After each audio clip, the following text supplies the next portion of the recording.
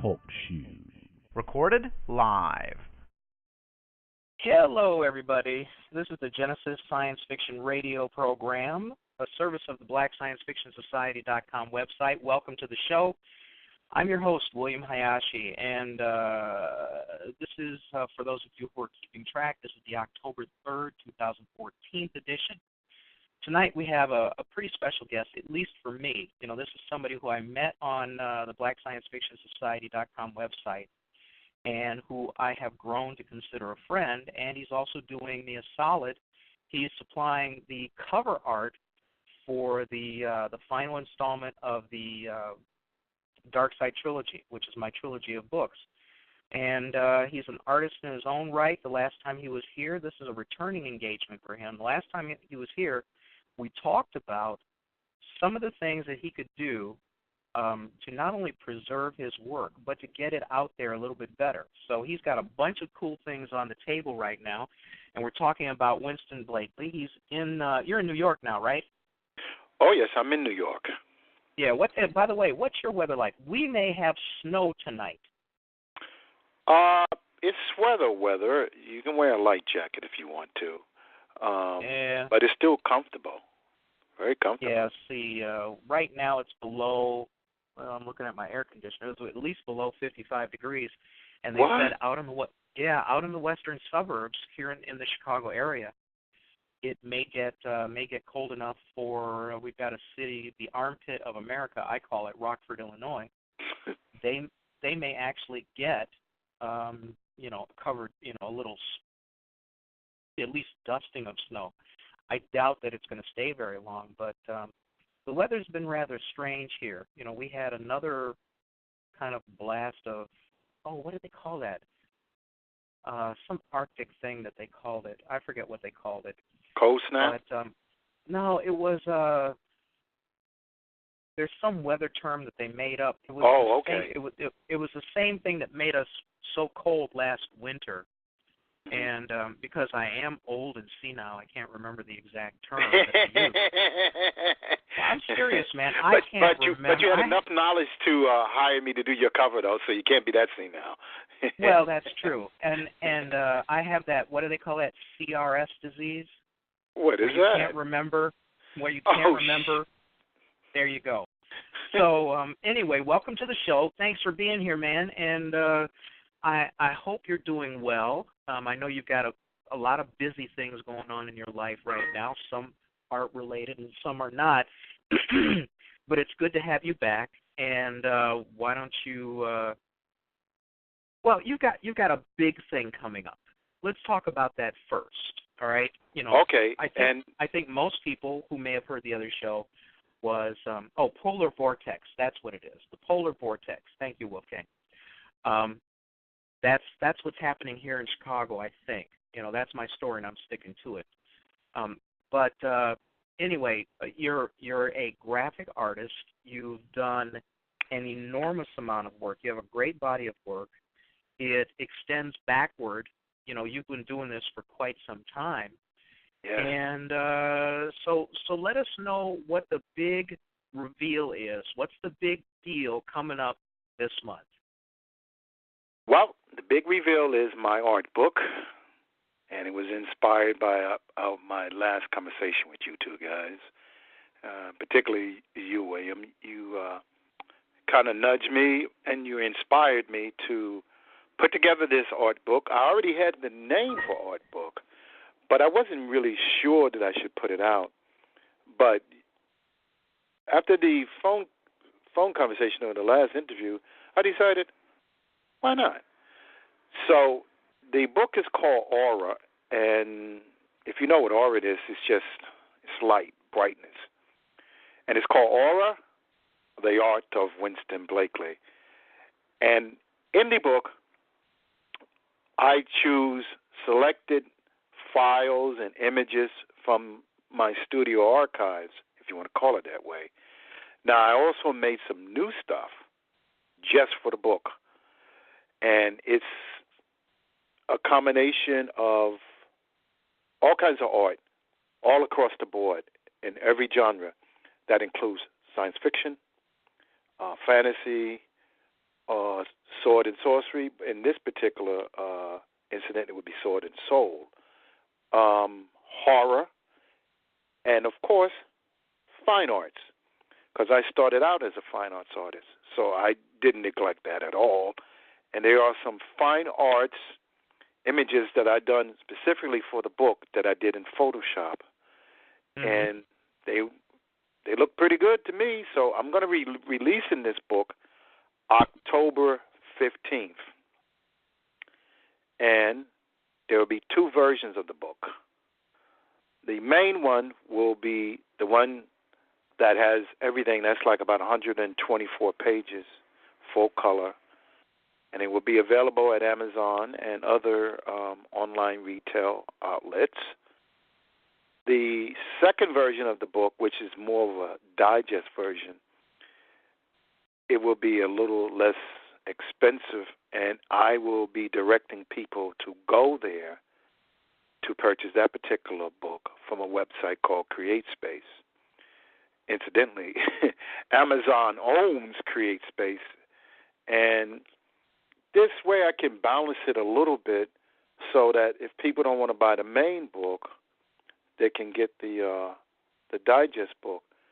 And I also will have the main book available as a Kindle file and an EPUB file for the Nook and the Kindle, and I'll be working on that probably next week to get that ready. But I'm really pushing for people to purchase the main book because after seeing the proofs of what the book looked like, I think that everybody would be well pleased. I really do. And well, the thing is, when you talk about fine art, and when you talk, excuse me, when you talk about art books, I have a bunch. I have, Impressionist. I have architectural. I have, Frank Lloyd Wright and things like that. And the value of the books for me is the fact that I have it in a format that I can hold it, that I can look at it, that I can page through the pages. And, I think I'm somewhat of a traditionalist in that way. I don't think I respect an ebook for this kind of project setting. Yeah, project, because it doesn't. It's not the same. I'm going to have to agree, because I'm a traditionalist too. Yeah, I lent a bunch of my art books to a movie shoot one time. Uh-oh. So that they could be on a bookshelf behind, this person's office. And, part of it's my fault. I didn't pay enough attention. And when the shoot was over, I assumed they reboxed my books and they were waiting for me. And they did not. They ended up in a thrift shop.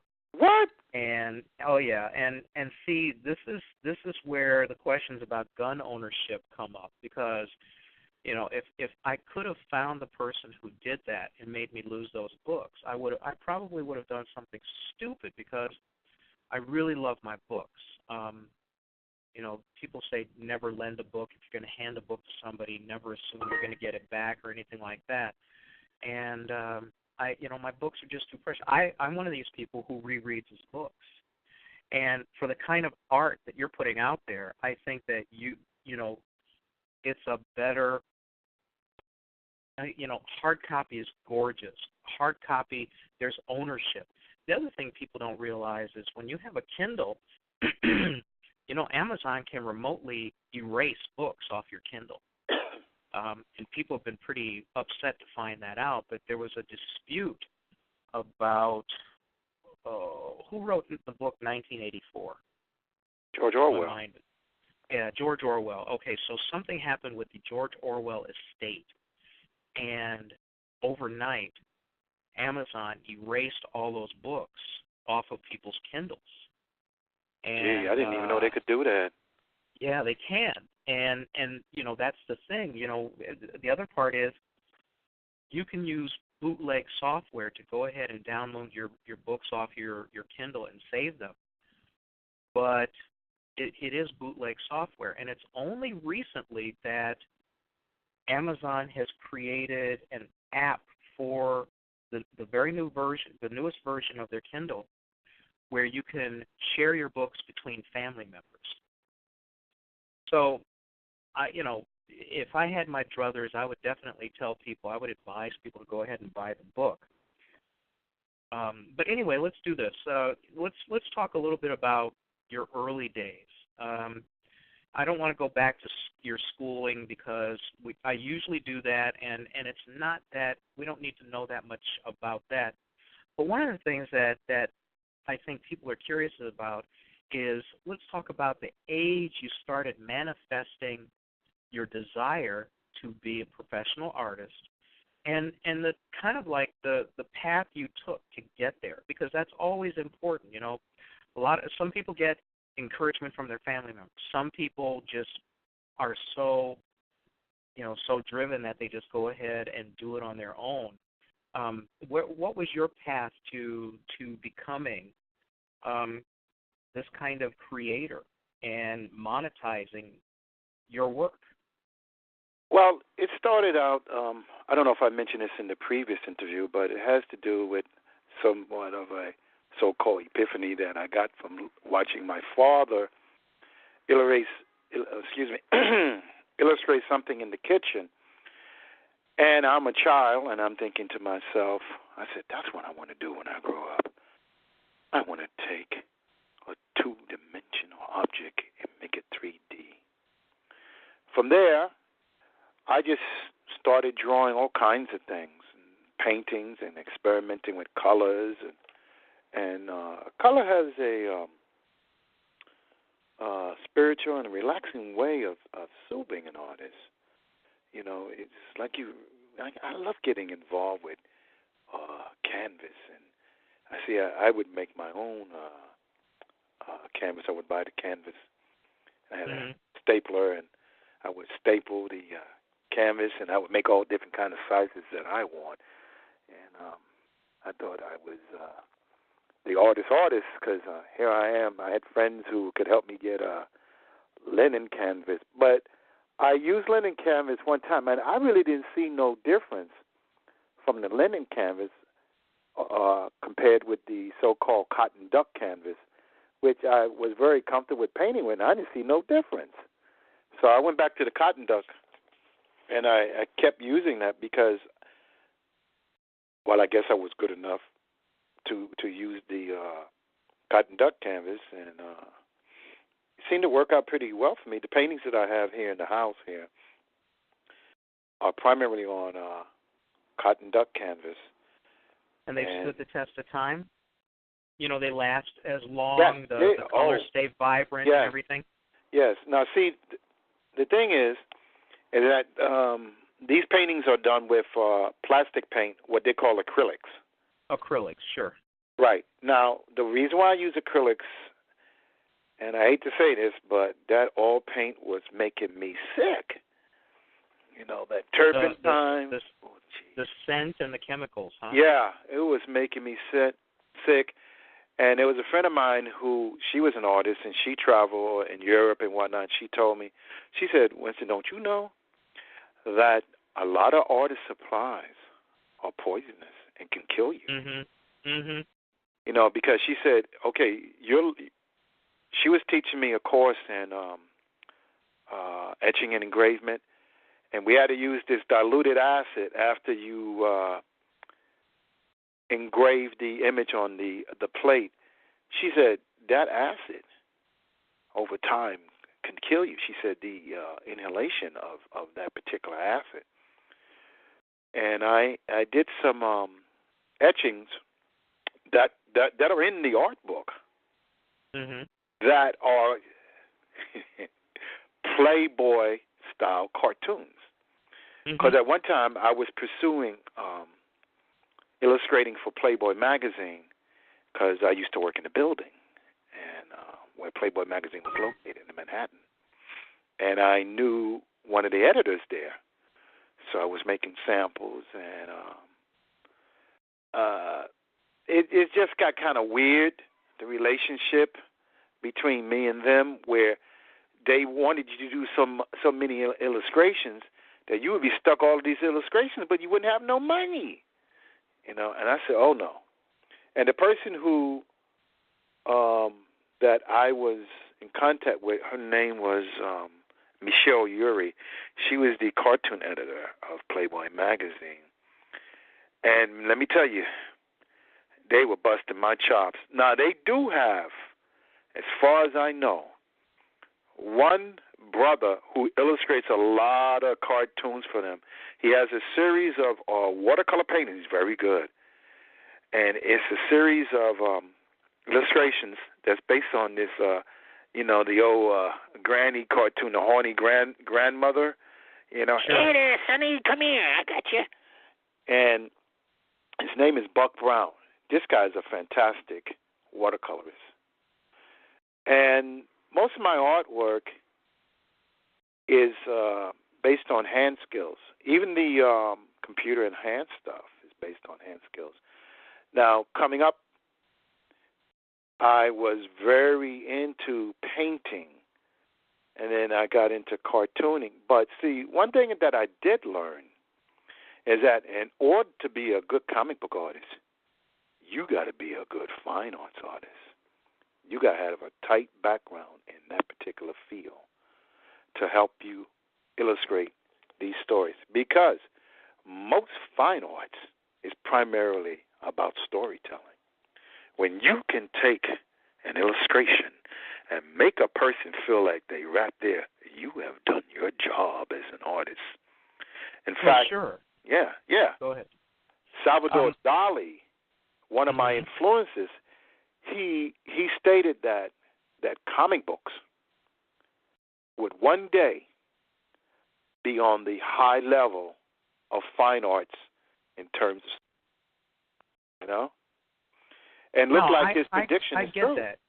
Yeah, I get that, but the thing that is still crucial that a lot of people should keep in mind is, as much as comic art is appreciated as a fine art these days, you still, the basis for a successful comic is still storytelling. You have to be able to tell a compelling story. The visuals are always important. I mean, we shouldn't discount that at all, because that's what people see, and that's what their eye is drawn to, and there's a whole lot of there's science behind being able to draw that well. But let's go back a second. When you first were working in the same building as Playboy, about what year was that? Was that 60s, 70s, 80s? That was, actually, that was 90s. In the 90s, okay. And this was out there in New York, correct? Yes. This was just a little bit before I got some work at Valiant Comic Books, where I was doing background inking for them and production work for them. And there my duties were mostly training, and it taught me to be a good inker and how to pay attention. And I learned how to ink different kinds of things, because you're actually practicing and rehearsing, teaching yourself how to ink. And inking is composed of different textures. For example, you're not going to ink a table the same way you would ink a tree. Sure. Because a tree is more organic. And remember, the table is mechanical, so it's straight lines and whatever. And you have to learn a sense of light and shadow to put on tables and trees, just like you would put on a body. The shadow, and you have to pay attention to the way the light falls on the body, which is still akin and connected to fine arts, because you have to learn these things in order to tell the story.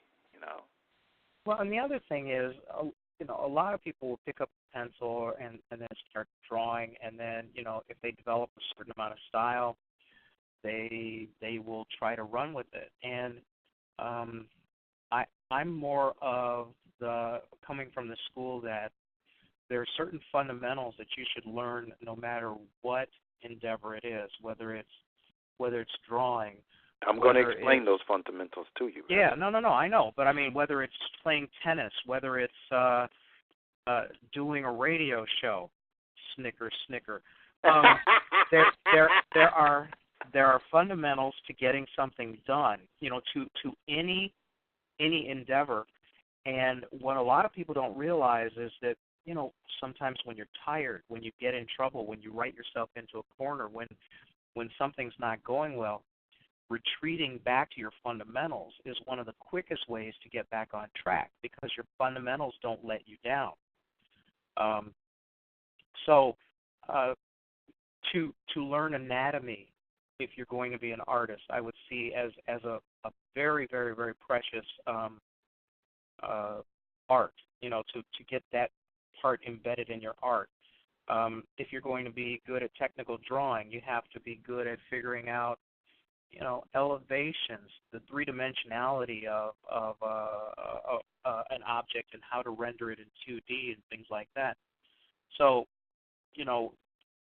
for you to be able to learn on the job, I think was not only valuable, but it was lucky, because a lot of people don't get to do that. A lot of people have to hone their skill. They have to get their skills together. They have to be able to do, the fundamentals and do them well. And then and only then do they get a shot at doing something. And for you to have started out inking and to be able to learn those things on the job, I think was probably very valuable to you. Would you agree? Yes, and to get paid for it was even more gorgeous.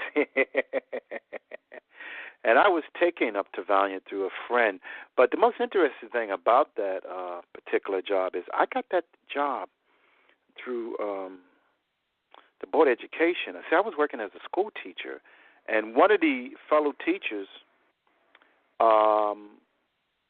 he was engaged to this person who was her cousin. He was an artist. His name was Evil Gachet, and Evil trained me for 6 months before I even went up to Valiant with inking samples and whatnot. And when I went up there, they hired me the same day because they needed help. Mm-hmm. And then I just started working.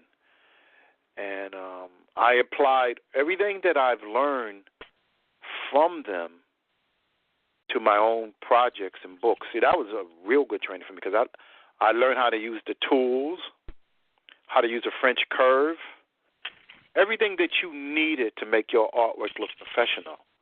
See, I already had the hand skills in fine arts, but I needed to know how to use certain mechanical equipment, although I'm primarily an organic person. That's why my backgrounds are kind of, how would you say, sparse, or, I don't know, iffy, or just, I just do just enough, they're impressionistic, to get by so that the page is not blank. But because my thing is I like to draw the figures, so. But I make sure that you get some backgrounds when you see my work, though. I make sure of that, Now, for your book, do you have art from your early days going up to the present? Yes. It doesn't go back to the 70s. It might be late 70s, early 80s. That's where the nucleus of this particular book would start, because that's all I have right now. I have probably more stuff in my father's house, but I haven't had a chance to go there to pick up the stuff and to scan these images in. But I think I picked some good images. I have a friend named Jameer Johnson. He's a collaborator that I work with, and we're kind of like best buddies in terms of collaborations. And he became my editor for this particular book, and he helped me put out the particular illustrations and set them up. But I came up with the idea of the chapters because I knew that I was going to have at least 6 chapters. Now, the inspiration for this particular book was actually Frank Frazzetta's first art book that was published called Icon.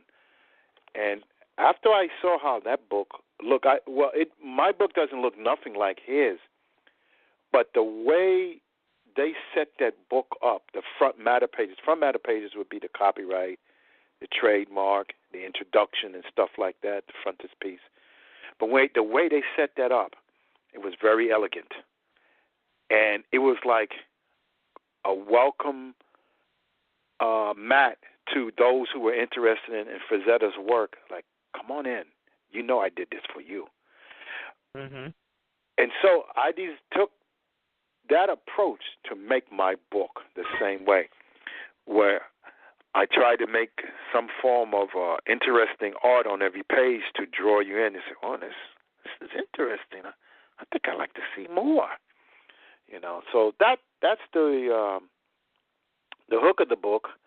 But I really think I have some interesting chapters that everybody would enjoy, and I do feature one of my main characters that I created while I was up at Rich Buckler's studio. That's a job I had after Valiant Comic Books, and there was some more training there that was very good too.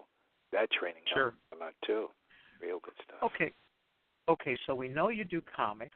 Yes. We know that you do fine art. You did Playboy-esque art. Yes. And you're doing, excuse me, you're doing a book cover for me. What other kinds of art projects do you do? That's a pretty broad range. That probably speaks well to your imagination. But what other kinds of? Let's talk a little bit about the commerce part of what you've done, and what kind of commissions have you been involved with? What are some of the more unusual ones? And what kind of art do you really like to do? Well, or at least what kind of projects? Let's call it what kind of projects, because drawing is drawing, painting is painting. And by the way, you mentioned that obviously you do paint. You're a painter. Yes.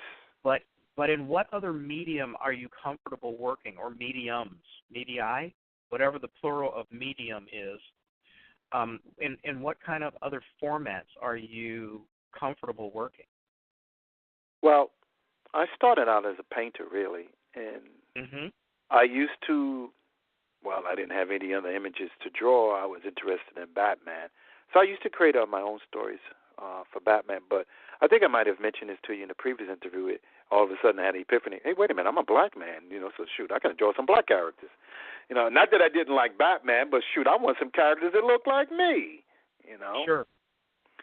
So I started illustrating characters that looked like me at about 12 or 13 years old, and created my own characters. And then from there, I evolved years later into a character that I call Little Miss Strange. Now, Little Miss Strange is actually a homage to one of Marvel comic books characters called Dr. Strange, Master of the Mystic Arts.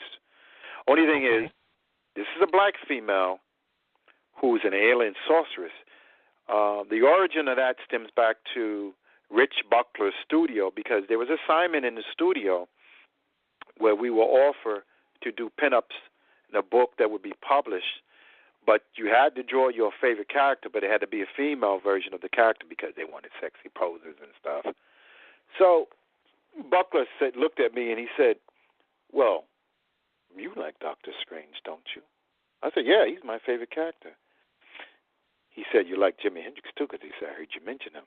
So he said, why don't you create a character that is a homage to Dr. Strange and call her Little Miss Strange? I said, yeah.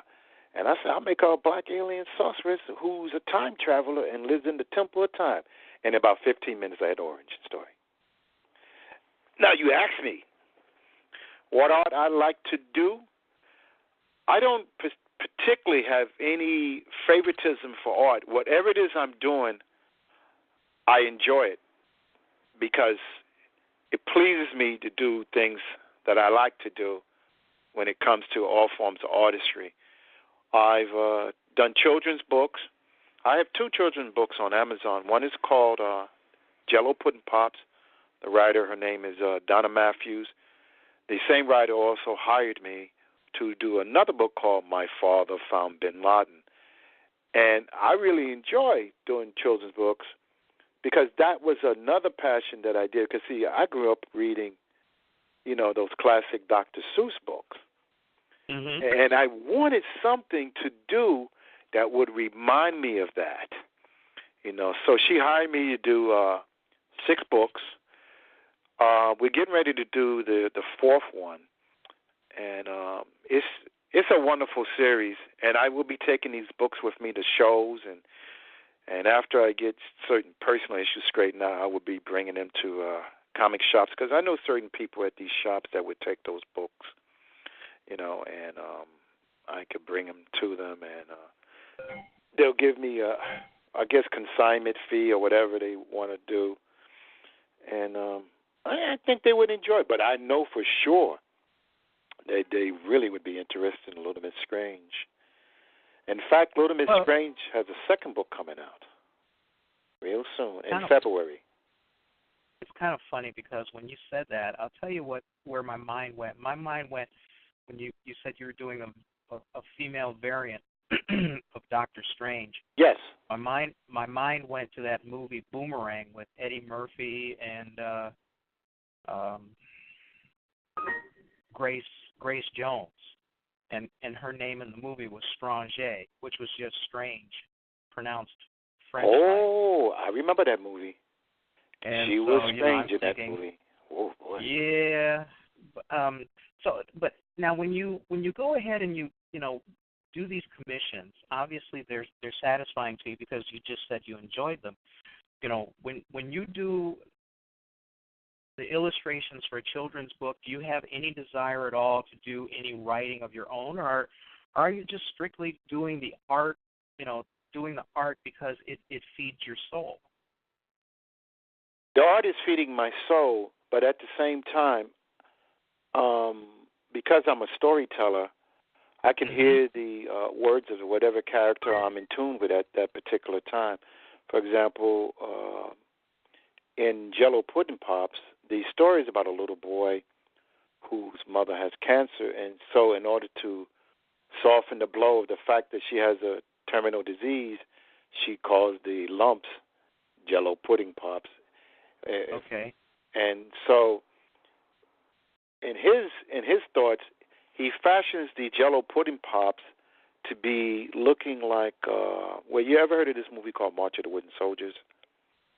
Which one? I'm sorry, say that again. March of the Wooden Soldiers. No, I have not. Oh, wow. There was these little toy soldiers that looked like munchkins. Have you ever heard of that terminology? And so I designed them to look like little Smurf people, the Jello Pudding Pops. And they were being chased by cancer that looked like a formless type of demon and whatnot. That's in the book. And I don't think it's too scary because I think kids are like that. In fact, Donna, the writer, she showed it to some kids, and they seemed to have enjoyed it, and they thought it was very colorful, and their parents loved it. The other book, My Father Found Bin Laden, is basically a little girl who misinterpreted what her father said when he speaks about Bin Laden, and that story is pretty humorous too. So I think people would enjoy these books. Now, as far as writing is concerned, I can feel the words or I hear them in my imagination. For example, I can hear like Little Miss Strange or another character that I have called Kotas the Dragon. I can hear them talking in my head. Of course, that's my imagination talking to me, but I can hear them say, I wouldn't do that. I would do this. And I would say, in my imagination, I said, really? You wouldn't do that? So what exactly would you do? Draw this, and I'll tell you how I would get out of that particular situation. So you see, I have to have a very, vivid imagination. Now, once I get finished with my artwork, then the words come to me. That's how I usually write, since I'm an artist first. And you know that old adage, picture's worth 1,000 words? That's how it comes to me. You know, I see the picture, and all of a sudden I can hear the words. I say, oh, so that's what this particular is saying. You know, and I start writing it down. So writing to me is secondary. Okay, I can do it, but I have to get the visuals down first. Now, if I'm going to write specifically, I still hear the words in my imagination as what to write, and they flow out of my fingers, almost like I'm composing a piano concerto, or however you want to say it, and I start writing, and it just flows through my imagination. That's how I do it. Now, I've talked to other artists, and they say that the scenario that I just presented to you, that some of them say it's the same thing. They said sometimes when you create a character, the character becomes alive, and the character talks to you. And so they relate to you their adventures or what they would do and what they didn't do, you know. And so on that basis, that's how I write, and that's how I draw. I know certain writers use another technique, or what they would call element of style. But mine always is that I get the visuals first, then the art. And that's the best way I can answer your question. Yeah, and then you know, at least in my case, when the characters start talking back to me, I know that I have been probably not taking my meds right? regularly. Yeah, and that it's time to check. You know, it's time for straight meds, right?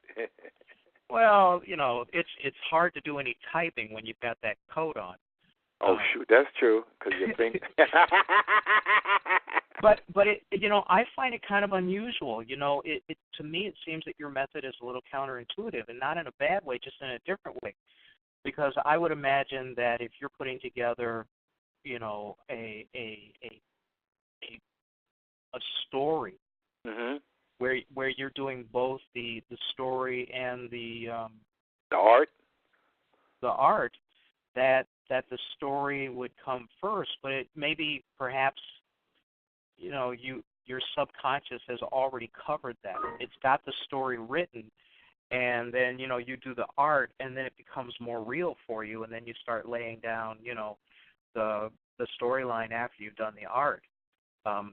It's just fascinating the way creative people create, because there's no hard and fast rules about it. There's all kinds of ways people create. You know, I'm sure I've got my own idiosyncratic ways of doing things that just are successful for me. When, you know, how long did it take you to kind of nail down exactly what your process was? I just think that particular process has a sense of maturity with just continual life experiences and continually just growing as an artist. I could be standing on a train station, and all of a sudden I get an idea, and I go, oh, I got to go home and draw that. You know what I'm saying? So I go home, and I start doing, you know, layouts, and I say, yeah, that's what it is. And then the next thing I get is the title of the story. Because, see, I have this book called Immortal Fantasy, and this particular story was based on a Twilight Zone episode, and they had this classic actor in there called Robert Duvall, and I called it The Secret Wonderland of D.H. Fudley. And I wrote that visually, if you want to say it that way, where I laid it out. And then the words came. And but see, right now, William, what I do is, since I have like a collaborator, and I can still see the words in my head, I like to see what other people can do with my visuals. You know, so I told you I have a collaborator named Jameer Johnson. So I had the story in my head. I saw it visually, and I explained to him what the story was about, and he started writing my words, from just looking at the story, and I saw what he did, and I said, well, I'll be. He wrote that story just the way I would have wrote it. So that particular projection from the story made me think that, this is amazing. It's a good collaboration. He managed to be in tune with me and got the characters to say exactly what they were supposed to be saying. Oh, that's a blessing. That's a real. Oh, sure. It's sure, and that's such a lucky thing. Over the year and a half or so that I've been doing this show, I've spoken to people who have collaborators where they have a very, very successful collaboration, where they are instinctively on the same page with each other. And the thing that always is fascinating in a way that makes me smile is the fact that a lot of these people have never met physically. They've never been in the same room together. The internet is a great resource for finding and staying in touch with people. And so for you to find a collaborator who saw your vision, just from your description, and being able to manifest it and do it in a way that is consistent with your vision, seems to be a pretty lucky circumstance. How long ago did you meet him? Well, I've known him for at least 14 years, okay. And how I met him, see, you got to remember, I'm also, I'm a colorist, which links me to being a painter. I started out doing coloring jobs from him, but he didn't know that I could draw. He thought I was you as an artist? Colorist. Huh? He didn't know you were an artist. He just thought you were a colorist. Right. See, the reference came from another artist who said I was a good colorist. But when he found out I couldn't draw, he said, "Oh, well, freak that." He said, "You can start drawing the stories, and you know how to color them. So I'll pay you to do both of those jobs." And that's how the relationship developed, and then it beamed into creating characters that we're going to publish maybe in 2015, 2016. It's a character called the Midnight Phantom. Now, this is like, I like pulp heroes, William. I think I might have mentioned it to you. Now, this is a black pulp hero, and the story takes place in Harlem. And so far I got 3 stories in the can. I think there will be like 8 stories. And we're going to have like a pulp-inspired cover with some of the old slogans from that particular era. But practically most of the characters in the book are black, and we have characters that are based on Louis Armstrong and Yaphet Kotto and all these other classic black actors. My interpretation of them, Fred Williamson. I use him as a template for a detective called Truck Spartan. And he two-fisted gumshoe, and he don't take no mess. Well, it sounds like a pretty good project, and you said you're going to start it in 2015, or do you think that you may publish it because I've already got 3 stories. Okay. Yeah, I already got 3 stories done. I'm working on the 4th one right now, and they're definitely pulp stories that the Doc Savage Man of Bronze would have been in, or primarily, the character called the Shadow. He would have these type of stories in his particular repertoire of books, and I think you will enjoy it. I would definitely take a look at it. Another thought that came to my mind was, in that same vein, you talk about people who influence culture from the 60s, the 70s, the 80s, the 90s. I think it would be great if somebody actually did a great comic about Bill Cosby's bit about the chicken heart that ate New York. Ooh! Now, that particular skit that he did was hilarious. Absolutely. And to translate it to a visual comic, I mean, obviously it's a one-off because, you know, once the I don't want to give it away for people who may not have heard it. No, don't. Yeah, well, but see, the thing is, once you come it's to based on an old radio program, right? Exactly, and it's based upon, you know, 1940s, 50s, and 60s radio. Yes. And to be able to manifest something like that, to put something like that together, in today's modern world, but still keep that same flavor, I think that would be a hilarious project to take on. And of course, you'd probably have to get clearance from Cosby to do it. Yeah. But I don't see him as being a problem, giving the go-ahead. You know, I've had the good fortune to meet him and to play him in tennis.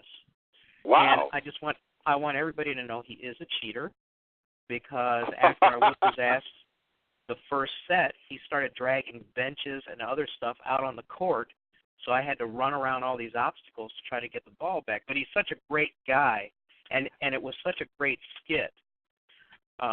You know, obviously you've got two things going for you. You've got the genre of, you know, 40s radio and kind of a noir focus. So I get all these ideas for doing these creative things, and I can't draw jack. I mean, every one of the hands I draw only has like 2 or 3 fingers on it because I can't get it right. I don't have, again, going back to what you said earlier, I don't have the fundamentals. And learning on the job or something like that probably wouldn't be all that good. And frankly, I'm kind of old and tired to be learning new stuff. But it's always, no, I'm serious. It's fascinating to me, people who manifest talent. You know, I kick myself today for a number of things, not learning how to play the piano. I mean, can you imagine how cool it would be to walk into Macy's during Christmas, and when the guy gets off the piano to take a break, because they always have someone playing the piano, to sit down and play Ramsey Lewis's The In Crowd and then get up and just walk away. That would be super cool. How cool would that be? And, you know, that has passed me by. But and for you, you know, to be able to draw just about anything that comes to your imagination, to me seems like such a great gift, such a great skill set, because it allows you to express things that I can't do. You know, and those are things that, I mean, to have that talent, man, that is so cool. You know, when I talk to you, the fact that I can talk to you about my book cover, for example, and say, this is what I want, this is my vision, and I sketched out that little piece of crappy piece of paper and scanned it and emailed it to you, and then you turn right back around and you go and you have created the background that so perfectly expresses what my vision was. You know, to me, that's an enviable skill. It really is. And a lot of people will take that for granted, but to be able to just sit down and then draw something, or like you said, you're getting ready to get on the bus or the train, and then all of a sudden something comes to you, you go, you know, I've got to do this. I've got to do this because I see it. It's obviously moving you. It means something to you. And then to be able to go do it, this is the essence of the coolness of being an artist to me. And people should appreciate that. You know, some people, I think the equivalent would be when people go, hey, man, you wrote a really good book. You know, how did you do that? And then to a certain extent, I have to tell them I don't know, because the story came to me and I was able to execute it. For you, you went and you learned how to draw. You learned how to ink. You learned how to color. You know, and then you know the fundamentals of color. You know, that's nothing to sneeze at, man. That's some pretty cool stuff. And to be able for you to be able to go ahead and then aggregate your art and put it in a coffee table art book so that other people can see it. First of all, people who are familiar with your art are going to grab it because they're going to want to know, okay, so how did his style evolve? What was he like in the early days? What was he like when he was like William and could only draw, 3 fingers on one hand? If you were ever that bad, I just can't imagine you being that bad, having looked at all your artwork. But I mean, that's the thing that I think people are curious about: how somebody's art develops, how somebody's talent develops. You've mentioned that some people say, oh, they see influences in your art, they see this, they see that. Art is a pretty subjective thing. If we get down to the worst side of art, you got people go, hey, I don't know what pornography, or I can't give you the definition of pornography, but I know it when I see it. And, that's kind of an arrogance about, the judgment of art that I think is complete BS. But, dude, I'm looking forward to getting the coffee table version, because what it is it is a retrospective of who you are as a creative talent. So I think people should take a look at it that way. And other people who create things, they should look at themselves that way too. Not everybody comes out of the box and they're perfect, right at the beginning, and they have no room for improvement. To see how somebody's evolution of style plays out, I think is very powerful. And I also think it's very inspirational. And you mentioned before that you were a teacher. How did you like teaching? I'm asking that as a baited question because I already know. But, I mean, how did you like teaching, and would you ever do it again? It depends on the situation. It depends on the students. My first dabbling in that world gave me a mixed bag of nuts, and all right. Well, let's go there. What was the best part of you teaching, and then what was the worst part? Break it down. Let people know. I mean, okay. So you were what? What was it? Was it elementary school? Was it that level? It was elementary to what they call middle school. Just before high school. Right. The thing that I liked the most is I incorporated things as best I could in what other artists had taught me to try to teach the children that. Because, see, these were terminologies that they had never heard. And I knew that some of these kids wanted to be artists. So I tried to instill that in them. Because, see, they drew without trying to break the figure down to its basic geometric shape. They didn't know how to do that, okay? Because no one had pulled their coattails and showed them how to do that. So I would start out telling them, I said, today you're going to learn the shapes of man. What's that? Well, I said the shapes of man is all around you. It's the circle, the square, and the triangle. And I said, now look in this room. You'll see a square, you'll see a circle, and you see a triangle. Now, if you see something that's elongated, square, that's a rectangle. I said, look at your watch, that's a circle. I said, look at your book, that's a square or a slightly elongated rectangle. And I said, and these shapes are the only shapes that man knows. And he uses them over and over again, and the whole universe is composed of them. And you're going to learn how to use that to draw a figure. And I'm going to show you how to do it. I never thought of that. Yeah. Yeah.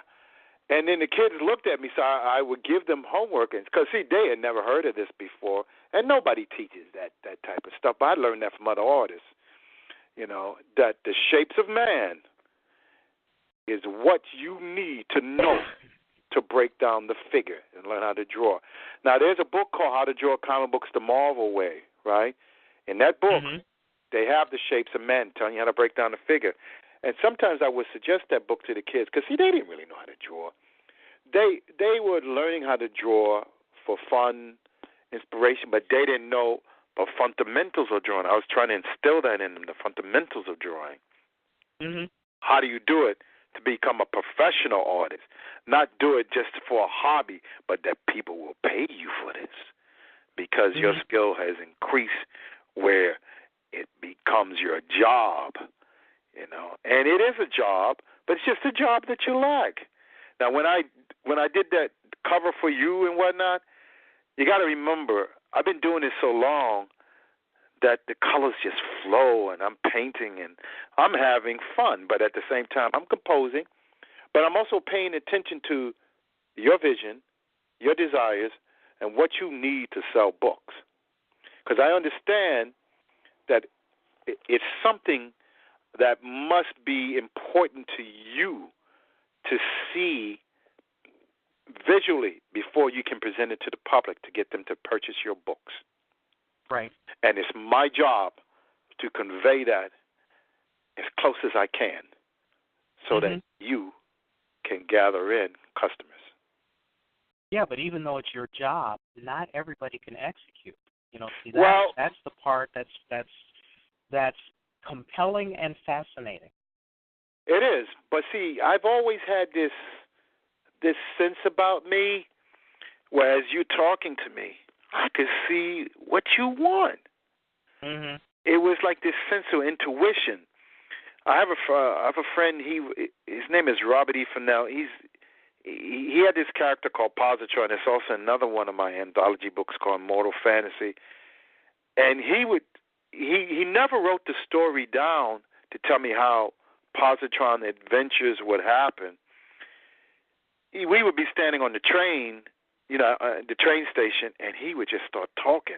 And as he's talking, I could see it. And then I would go back to the house, here we go again, and draw it. And he said, yeah, Winston, that's it.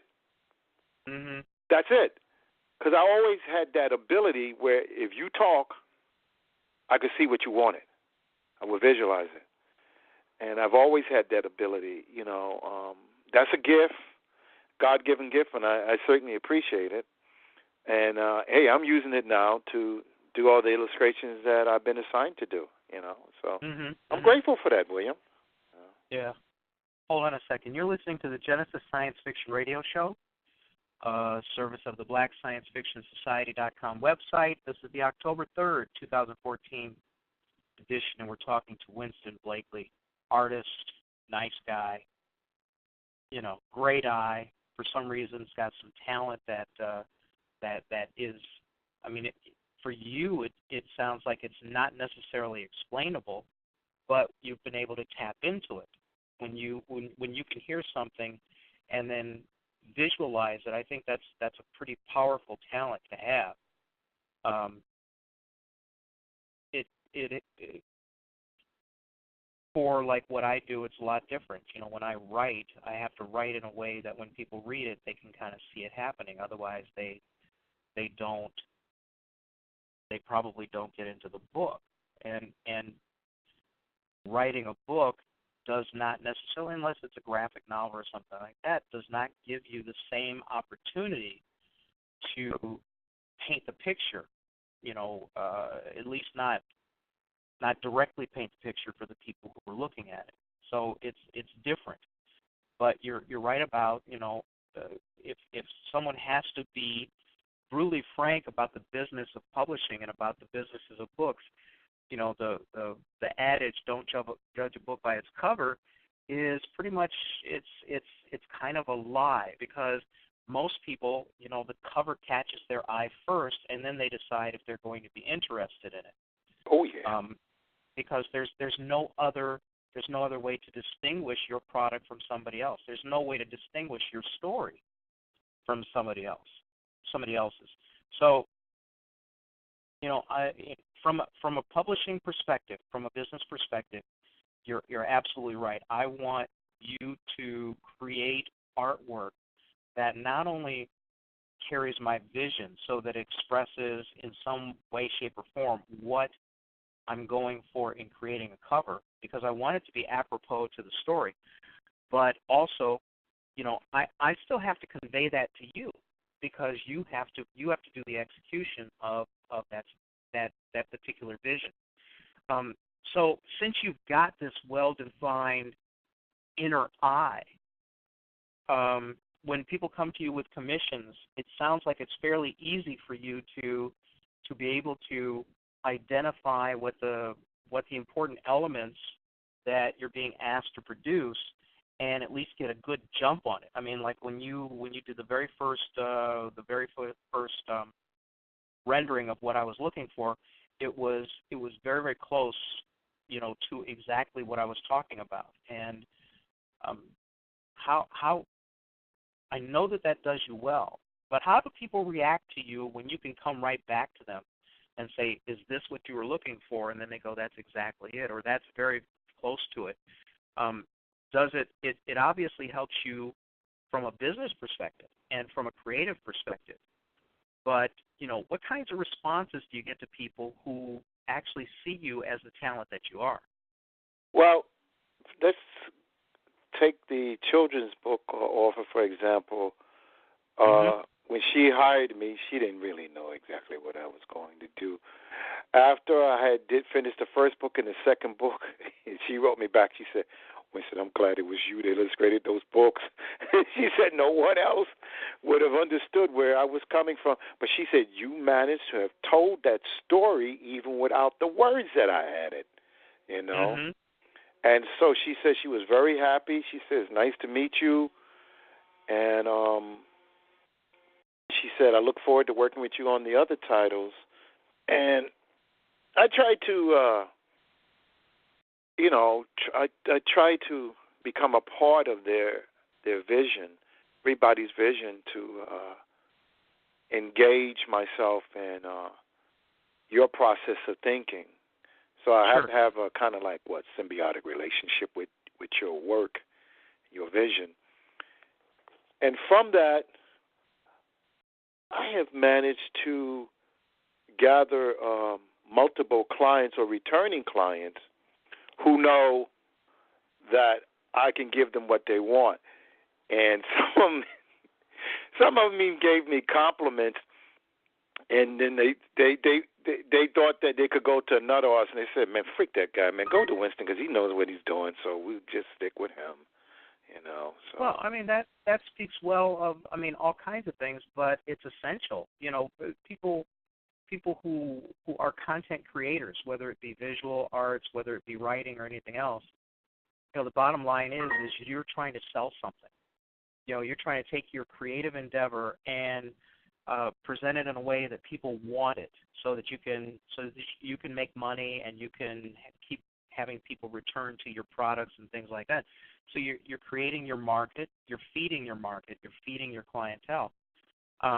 Let's talk about process for a second here. Now, do you work manually, digitally? What are you most comfortable with? Give everybody a little bit of idea of your creative process and what the physicality, what the mechanics of you doing it are like. Okay. Well, I'm comfortable with both, digital and manual, because to me, if you have strong hand skills, you can apply that to the digital world. For example, up on BlackScienceFictionSociety.com, I recently posted up some book trailers that I did. The book trailer announces the art book, Aura, The Art of Winston Blakely. Now, when I did those book trailers, I began to visualize the kind of artwork I wanted to put up there to show them. And I have this program called iMovie. See, I have a Macintosh. I'm an Apple guy. And I was able to make a trailer that I thought would convey. But see, I'm also a person that admires sound as well, because I'm a big fan of music. Mm-hmm. And because I like music, I'm a big fan of movies. And because I like movies, I'm a big fan of film editing. And so I'm thinking of all of this while I'm putting together the trailer. How to edit it, how to tell a story, how to weave in and out, how the music goes together with the images to make a person say, oh, wow, you got my attention. How did you do that? Well, first of all, I got my attention first by creating that story that you're looking at. So that particular trailer is up there now. Now, I do have the full version of the trailer. It's slightly longer, and I think you will enjoy it too, where I take the same music and I'd layer it with some other music and it works cohesively, and I think you'll like it. I'm going to premiere that trailer on Jarvis's site. That's right, Jarvis. BlackScienceFictionSociety.com will get the world premiere of the full trailer of Aura, The Art of Winston Blakely, and that's going to come out October 14th, one day before the book is released, and you guys are going to love it. You certainly will. Well, now, I mean, you're obviously working in all digital medium if you're doing digital video. With doing it that way, it sounds like you're very comfortable working digitally, and now would you say that you're increasing your skill sets into going into video production, and all of the things go with it? You like the music, you like this. Are you going to be branching out from a creative perspective, or is this just in the service of making sure that you can do the proper marketing for your book that's coming out? Now, that's a good question, because the book trailers that I make for myself, I began to realize, I said, wait a minute, I probably could do some of these book trailers for clients. They would hire me, and I would do a quick book trailer for them with a certain fee that wouldn't be too expensive. But I'm sure I could come up with something, because the program, iMovie, has all of these options in it that you can, edit to make the special effects and the movie weave in and out. Now, see, since I'm a big fan of movies, and see, I used to watch a lot of the spaghetti westerns, the Sergio Leone films. Sure. And did you ever notice how he would tell that story with Clint Eastwood? And the editing is very important, how you weave in and out, what shots you use. Now, that's artistic. And one of the things that I learned was how to do storyboards for movies. And I've done a smattering, a little bit of that for small independent films. And so you learn the terminologies, panoramic view, over the shoulder, and all this stuff. And this goes back to my training in the late 70s, early 80s, where I had people who were artists, but they also liked it making film. Mm-hmm. Okay, and so they would say, well, Winston, you should watch those Sergio Leone films, because they say it would help you become a great storyteller with your art. So I would buy the films. They were pretty inexpensive, or rent them, make a copy of them, and then watch them, and then study them. I said, yeah, I like that, how he told that story. And I see, now as you're watching it as an artist, it's kind of different, because you're paying attention as how the movie was put together. That's the reason why I like DVDs now, because, for example, I like Wesley Snipes' Blade, and if you look at the first Blade movie, that movie, the way it was put together, man, that sucker was perfect. That thing was perfect. He was super cool in that movie. This mysterious character who the vampires fear, called the Daywalker, cutting them down like wheat, and he wasn't scared of none of them. Go into a room, one man taking on 50. Woo, jeez, super warrior. I really like that movie a lot. Now, on the behind the scenes on one of the films, they had a section of how they edited the movies, and one of the workers said, we have to tell the story properly, and they said in order to do that, we have to edit it properly so that we could tell the story. See, and these are very subtle things that people behind the scene, what they do, but you as a viewer appreciate it on a subliminal level, subconscious level, because if they didn't do their job, you wouldn't get that that wonderful story that you certainly admire, and that film that you can watch over and over again. You keep seeing certain nuances in it because there's so much information. You got to watch it again, and that's all due to film editing and storytelling. But also, sound is important because I'm a big fan of movie soundtracks. And I do have a collection of sound scores, and because the music also relates to the imagery and can pull you in and help tell the story. And I'm sure there's certain movies that you admire, William, that where the music and the imageries just go together so perfectly well. And I'm learning how to do that. Yeah, it's a I believe it or not, I'm in a playful argument with another member of the site, Wolfgang, over which is more important in a movie, the visuals or the sound. Not just the soundtrack, but the audio track.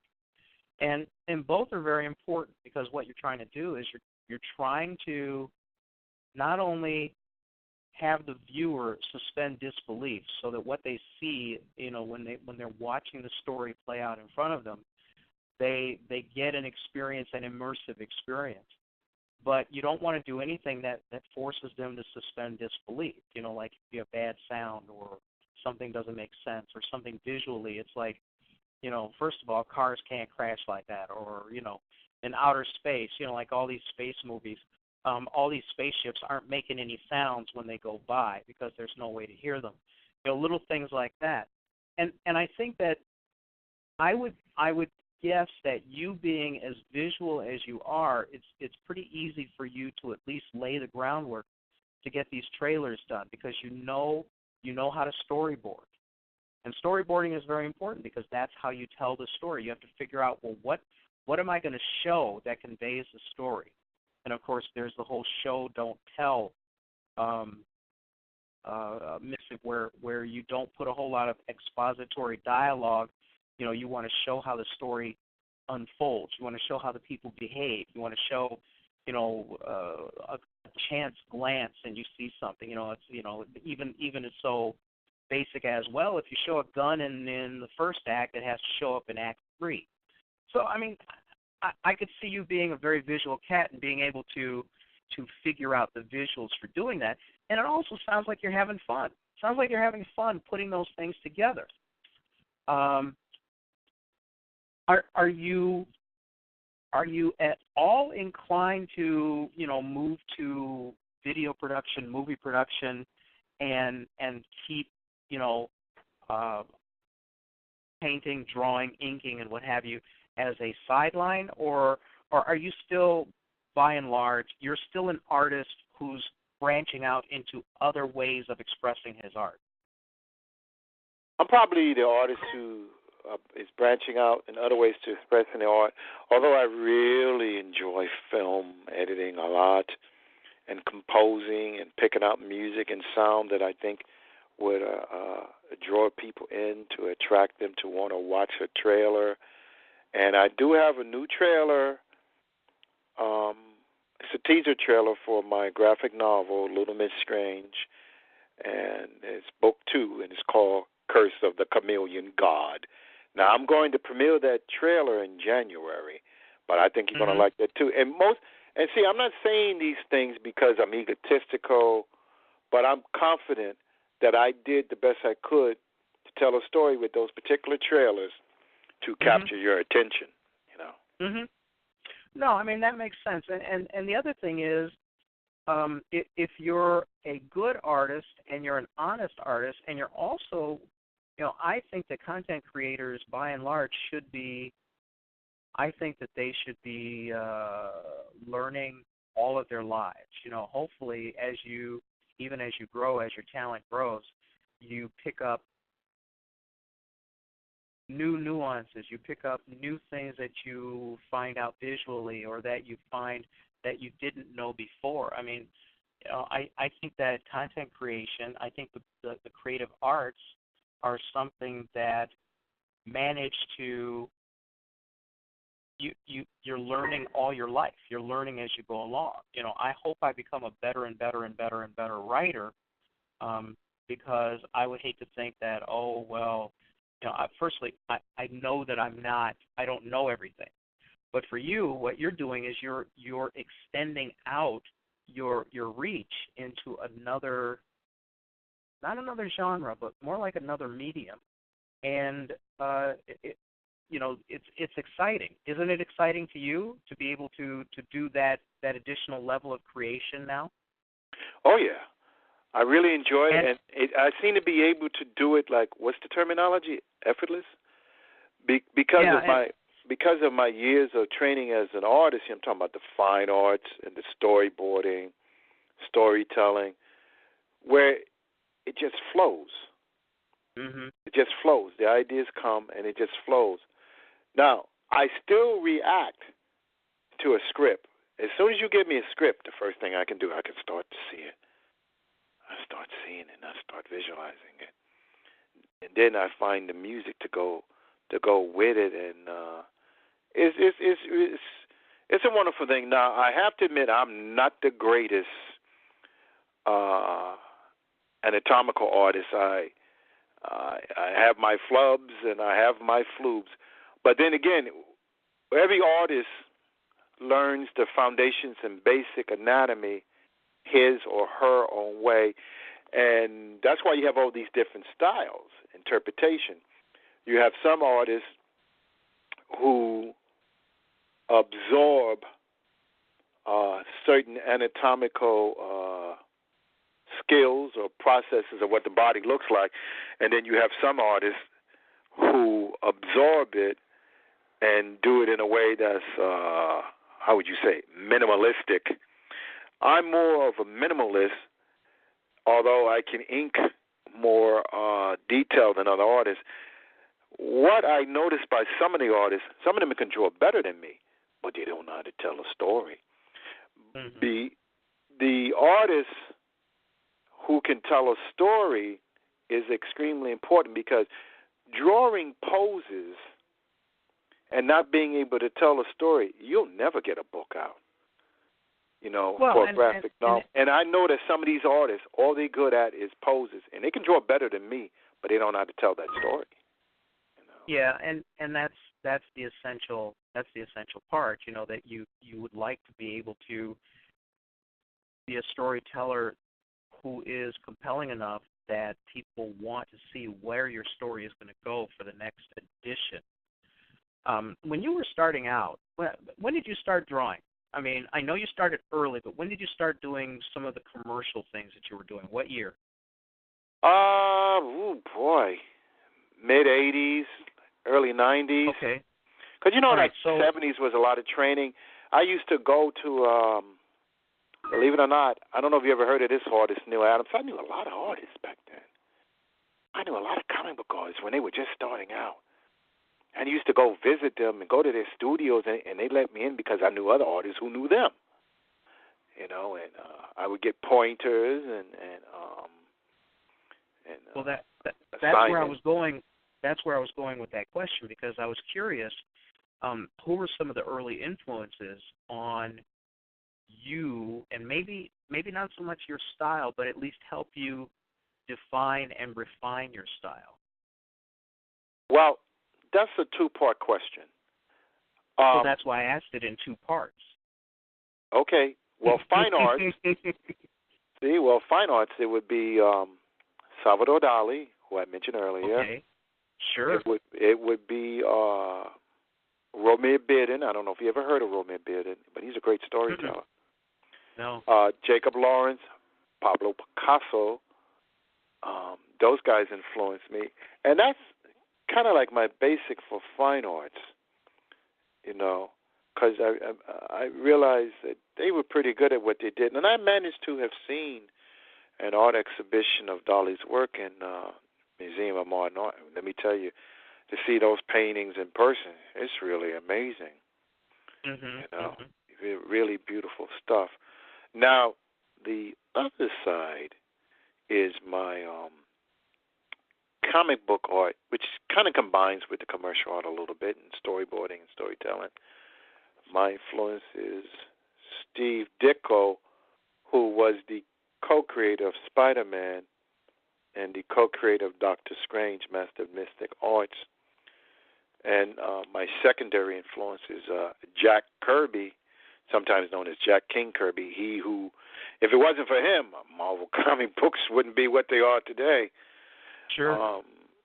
And those two guys helped me to establish my dynamics and my storytelling when it pertains to comic books.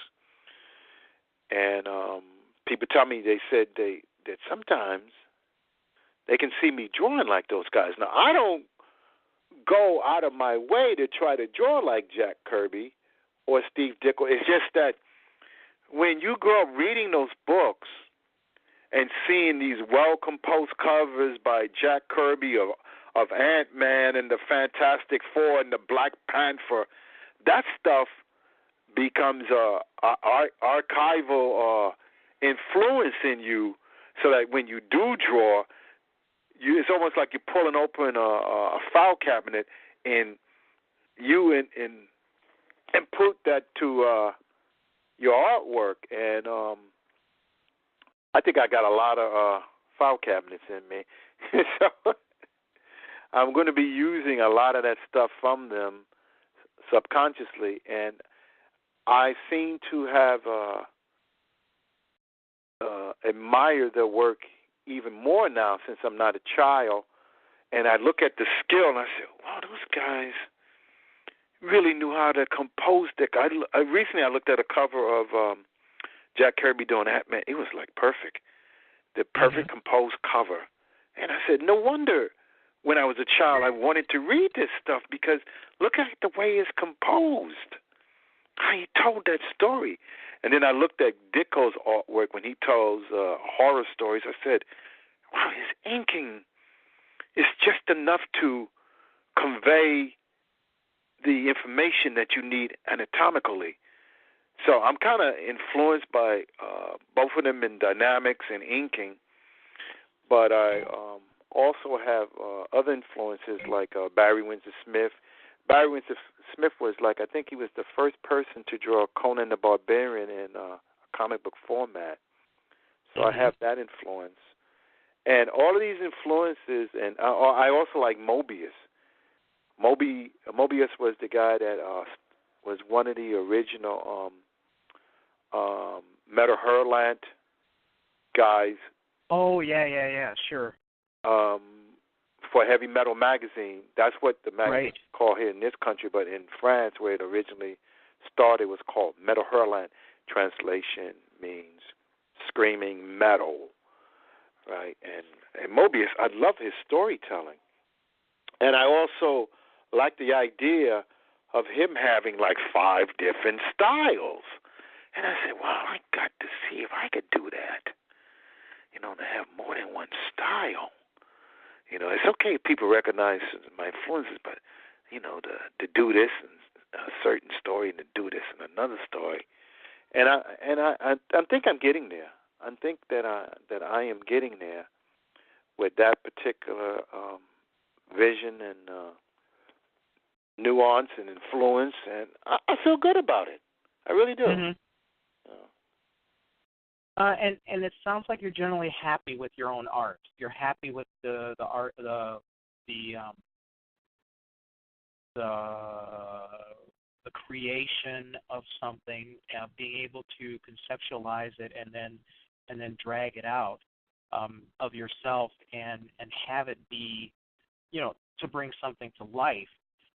For you, what let's say in the last 5 years or so, what's been the most exciting project that you've done?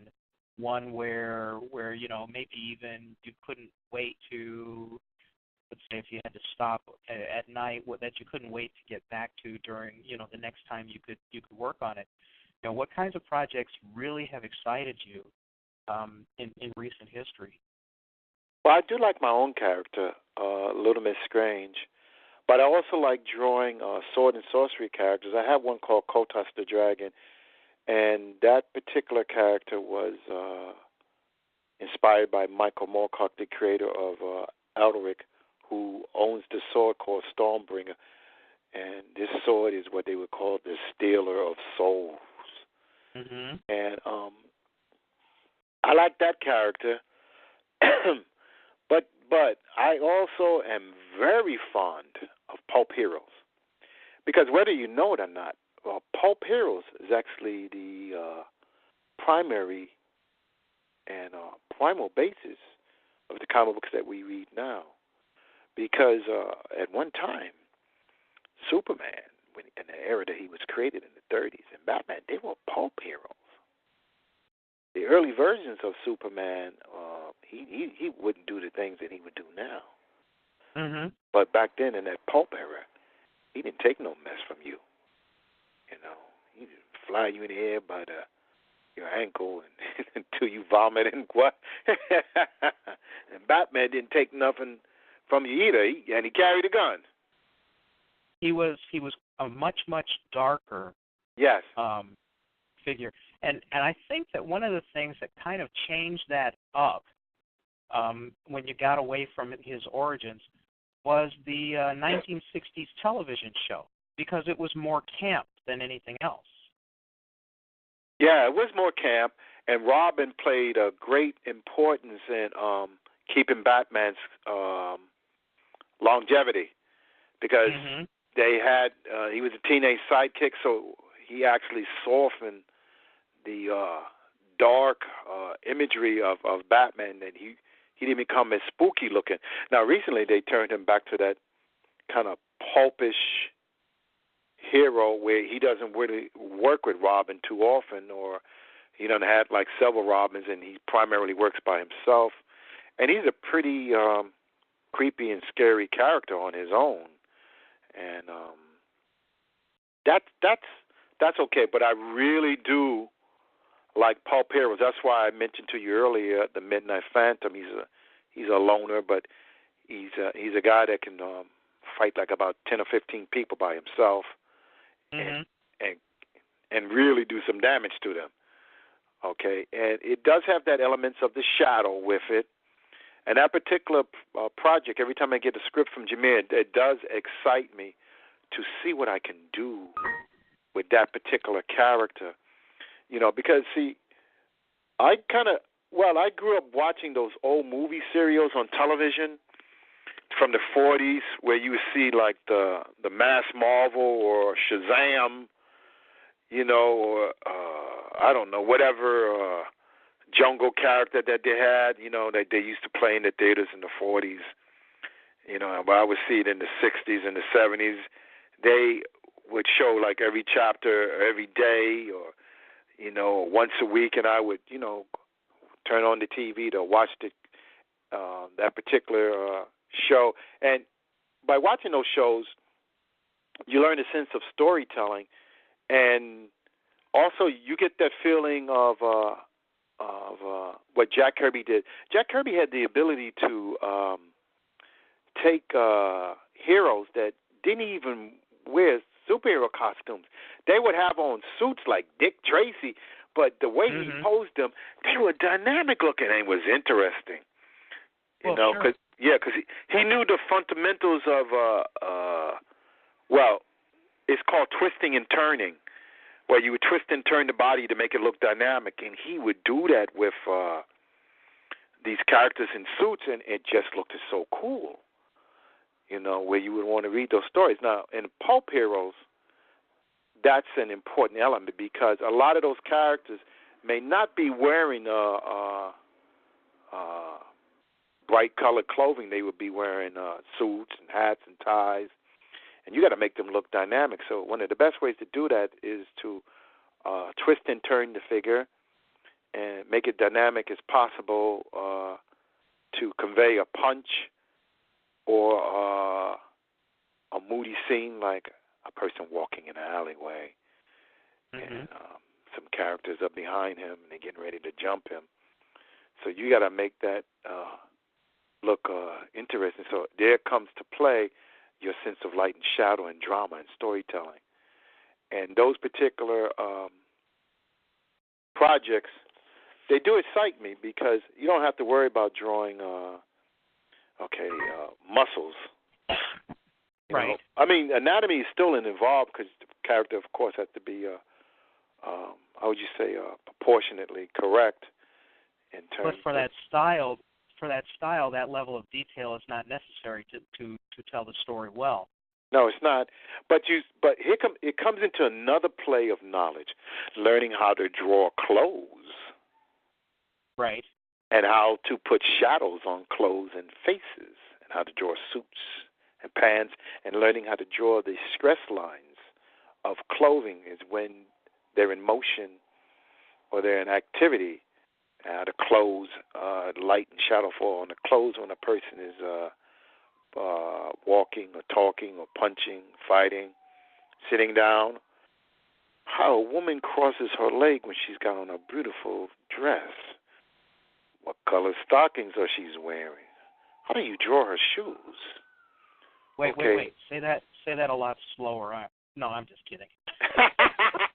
You mean how do you draw her shoes? Yeah. You know, when she's flipping her foot up and then. No, yeah. All that. It goes back to what? Basic instinct. Oh well, that was hardly subtle. No, that wasn't subtle, but I'm more subtle than that. Very subtle. Yeah. So when you think about, okay, obviously you've got a pretty big deal coming out when this coffee table art book that you are releasing, in a few days, actually a little less than 2 weeks. That's a pretty big deal, and I'm not going to be so crass as to remind you that since it was my idea, I expect a cut. But moving past that, when you think about over the long haul, let's let it go. The thing is that over the long haul, you're nowhere near the end of your creative line. So being able to do this again and again to show newer projects, the newer evolution of what you've done, maybe even being able to pop a DVD into a book so that people can see your trailers if they want to see them in much denser, higher resolution rather than watching them online. I mean, it sounds like you've got plenty of future kind of, I don't want to say future talent, but you've got a lot of options ahead in order to show your art, in order to kind of get in touch with the people. Now, that's another thing I'd like to know.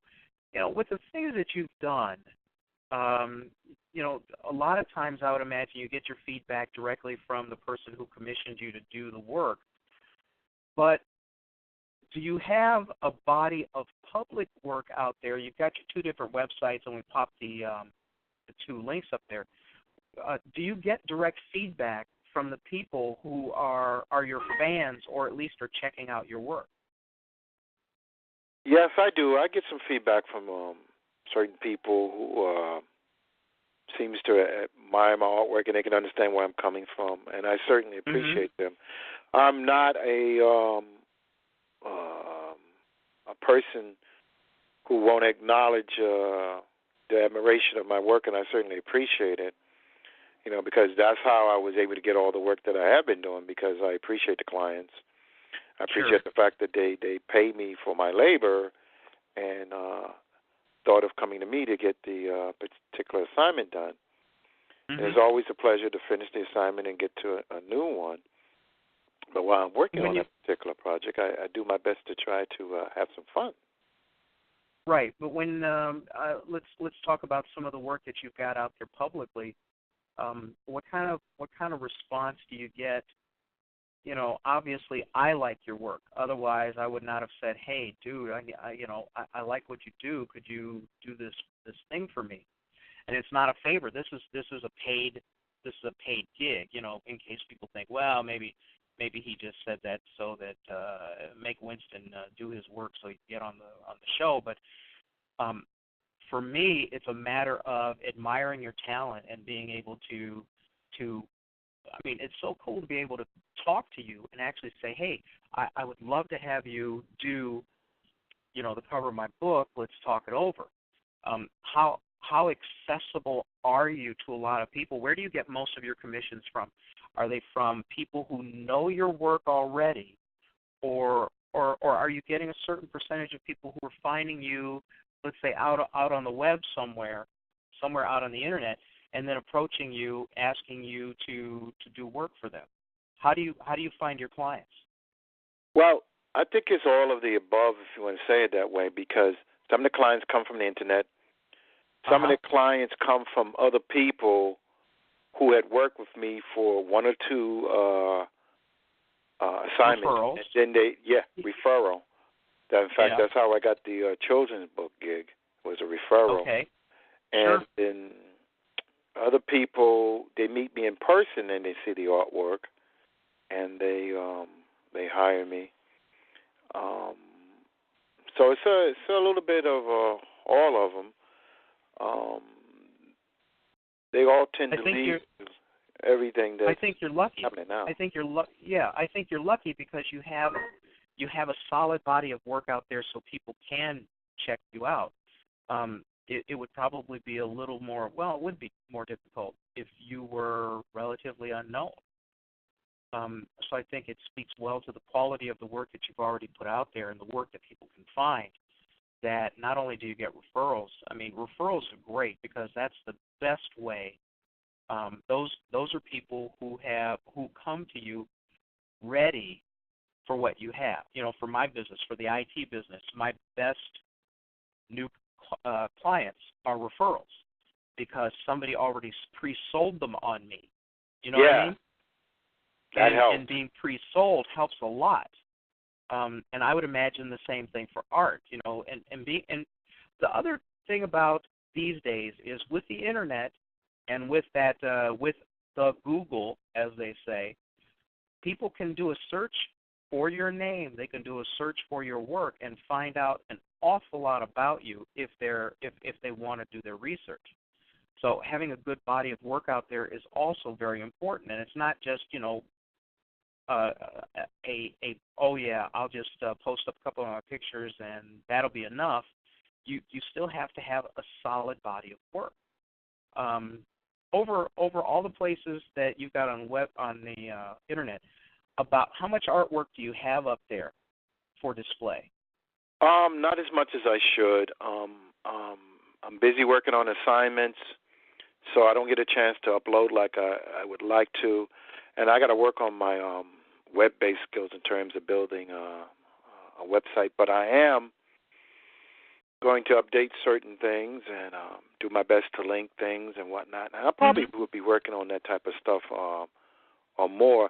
Now, when I go to these comic book shows, and incidentally, I'm going to see if I can make the New York Comic Con coming up next week to try to network with some people. A couple friends of mine. One in particular, name is Gary Camp. He has this comic collective called Creative One Comics, and he told, well, I have a pass and I'm supposed to go to the show. He said, well, I didn't know whether or not this was going to be true or not, but he told me, he said, a lot of people were asking for me. I said, you got to be kidding. I said, I didn't do nothing major that at the major industries, but he said it doesn't matter because he said, you knew these people before they became big, and he said they started asking for you. So well, you have to be kind of careful about that, though. Yeah. Because these could be people who owe you money, or you owe money. So go in cautiously because you just never know. Yeah. Well, when I go there, don't worry, I'll be on guard. You know, I'll go to the show and network with people who haven't seen me in quite a while, you know, and see if there's any particular nucleus of future in there. But that speaks well. I mean, if these people are looking for you because of your reputation, obviously you have more people who are checking you out than you even realize at this point. And that's also got to feel good too. Usually when I hear about something like that, when I go anywhere, the first thing I check for is I check to see if they've got rakes, pitchforks, and torches, because then I know it's probably not going to turn out well. Does that mean that the villagers are coming for you like Dr. Frankenstein? Absolutely, man. You just have to be careful, you know. And the other, this is just an aside, but what's funny about, you know, people trying to get in touch with you, with the advent of caller ID, AT&T turned our entire country, especially black folks, into a race of passive aggressives who won't answer their phone unless they know who's on the other end, you know, before they answer the phone. So, you know, that's just an aside. I always recommend answering your phone because you could always lie and say it's not you. But, I mean, how cool is that people can find you on the Internet and they already know you? Given that you're starting to pick up that kind of, and this is not a recent thing, but being that you've got that kind of momentum, where do you think you're going to be? Like, let's talk 5 years down the road. You're going to have, hopefully, this new project out, not the coffee table book, but I'm talking about the other projects. You're going to have those out. What other things do you think you have on the horizon that people can be looking forward to you tackling?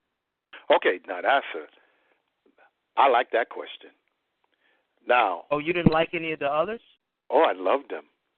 But okay, just checking. This gives me a chance to input even more. I'm working on putting together an anthology called Dark Edge Magazine. Now, that particular anthology will primarily have black superheroes in it, specifically designed for that book.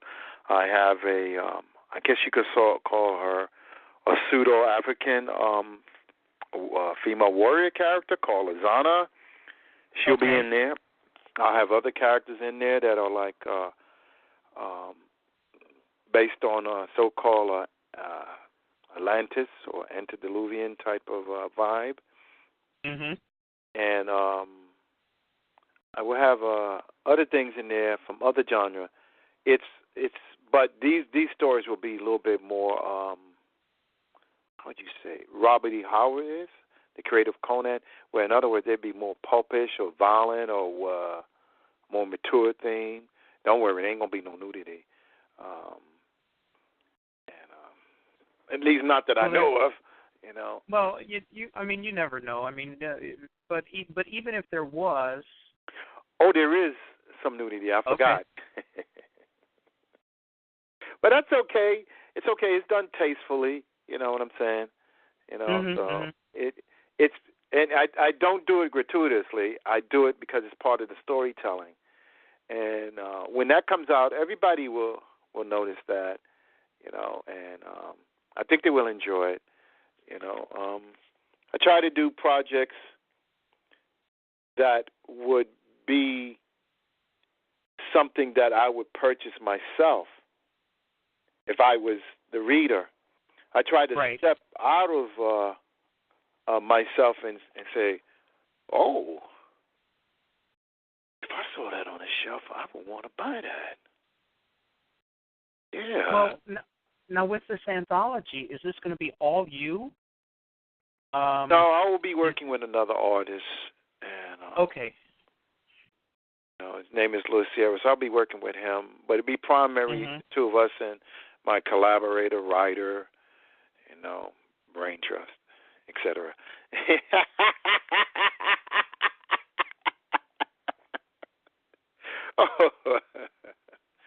So this was an idea that I came up with because I had some characters I didn't think they fit in the other anthology I got up on Amazon called Immortal Fantasy. Immortal Fantasy was open to different races, but I wanted to have a book that was specifically Afro-American characters or African characters, because I do have some friends from Africa who I stay in contact with, and we're going to develop some stories too, and I might be putting them in certain books, and maybe even this particular book. And I'm also going to do a book that it will be in the comedy vein, based on some of my misadventures in the comic book world. And the title will be comic book war stories. And I'm going to tell all those behind-the-scenes flubs and flus of certain artists, and I'm going to change their names so they won't recognize themselves from all that stupid crap that they did, or the vanity or whatever it is they did. And I'm changing their names, not to so-called, as the terminology go, to protect the innocent. I'm changing the names to, because to protect the wicked, because they're downright stupid. And that way, I'll just continue with all those stories, and I'm going to have that in like a little pamphlet book. And it'll be sort of semi-autobiographical. And it'll, and I'll just change the names of the comic book companies, the names of the studios. And don't worry, it's going to be hilarious. Some of these things that I bore witness to, some of this sheer other diva insanity that I've witnessed that people have done in this particular industry that don't make no sense, So essentially, this would be kind of ripped from the underground headlines of today. Yeah, there you go. See, when you put it that way, now I want to buy it. Dude, I am marketing if I am nothing else. If somebody has an idea about something, I'll tell them the best way to sell it. Yeah. All right. So this is kind of this is going to be kind of like an expose. Yeah. You're gonna gain and lose friends because of this. You know that, right? Yeah. Only if they recognize how I changed their names, and the particular companies and whatnot. But in a sense, I've had people who told me, "Yeah, man, do it," because I remember what that SOB did, and he need to be exposed. Well, are you going to do this as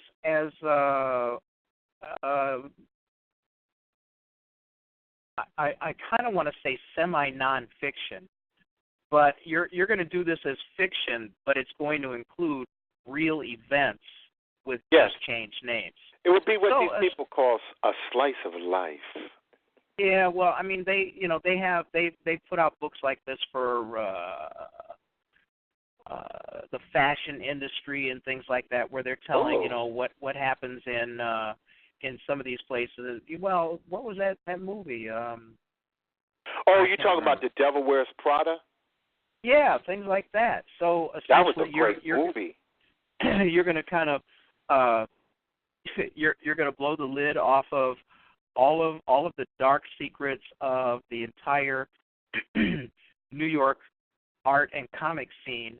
Oh yeah. Which I think you should the biggest thing, I'll tell you right now, the biggest thing you should do in order to sell that book is scream at the top of your lungs before the book is out that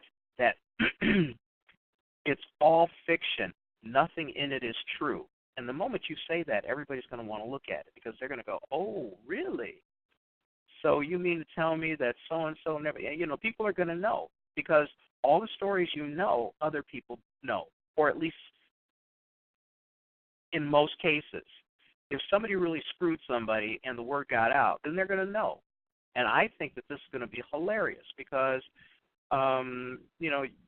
people are going to herald you as being brave, as well as that son of a bitch who wrote that book. I mean, that's actually going to be Winston, that son of a bitch who wrote that book, Blakely. That'll be your new name once that comes out. And it's something that you can't avoid, especially if you're going to tell the truth. And just change the name. So that sounds like a pretty interesting project. Oh yeah. I can't wait to see it, and I hope somebody doesn't drive a pencil through your head. Now incidentally, I have a friend who's from England, right? Mm-hmm. And he's a publisher, and we've been working together. And he gave me a carte blanche invitation to submit some of my artwork to a British version of Heavy Metal Magazine. I got excited about that. Oh, absolutely, sure. And he didn't know that I knew a lot of these people in the comic book industry and some of their dark and dirty and funky secrets because I knew them, right? And I could expose them. And they did some stuff that, was, some people would call it criminally insane. Well, I seen them do some really bizarre stuff, and I said, well, what's wrong with these guys? They're crazy, And I told Paul, his name is Paul Birch. He's a writer, and he said, Winston, he said, I'm always interested in your emails because he said you have these little backstories that don't pertain nothing to the comic book or the projects, but you seem to know these people and their flaws and their weird personalities. And I would tell him, I said, do not talk to that particular artist because this is what you're going to get from him, because of that ego, and he kind of used what I said as a template to gauge himself when he would conversate with these people, so he knew what to expect from them and what not to expect from them and how to approach them. And that's what this book is going to be about. So how far off in the future is that? Is that something you're going to be working on? We're going to start working on that in 2015 because I wrote a little bit of it already, but I wanted to get some of the other projects out of the way that I thought were more, if you want to say it that way, more commercially mainstream. That's why I created Little Miss Strange #2. The book is already done already. I got it uploaded already to be, approved by Amazon. I finished that book a couple months ago, but I didn't want to tell nobody that, because we have a plan to release it in February. That's why I have the book trailer done already. I like to do things in advance. Okay. Well, yeah, there's no point in waiting until the last minute. You're doggone right. And so I have the book trailer ready for the coffee table book. It's already, I did that a couple weeks ago. I got that out of the way, too. And then you're going to see that, y'all going to see that real soon.